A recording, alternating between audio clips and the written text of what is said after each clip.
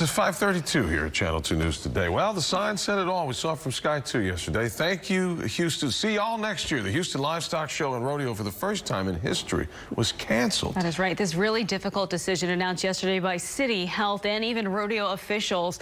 It was instantly met with heartache and frustration, especially for the students who spent tens of thousands of dollars raising their livestock.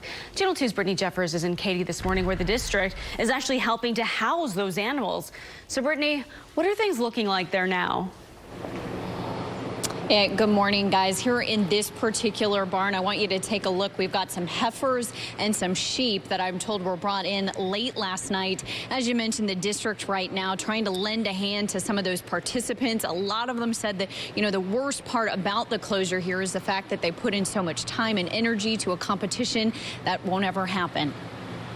Shut down. It's ridiculous. In a historic move, a little more than a week into the 3-week event, the Houston Livestock Show and Rodeo was closed on Wednesday to prevent the spread of the coronavirus.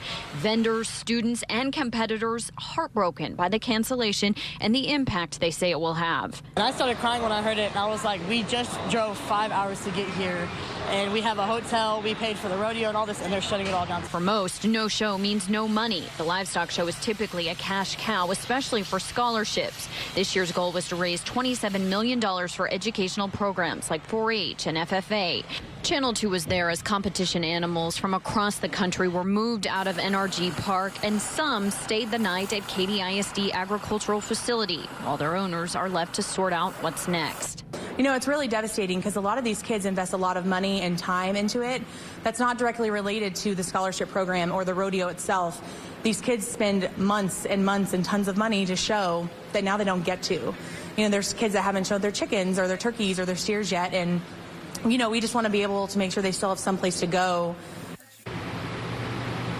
So this impacting a lot of vendors and the competitors. And coming up in the next hour, you're going to hear from some people who are competing in the rodeo and how they say that this will impact their livelihood. Live here this morning in Katy, I'm Brittany Jeffers, KPRC.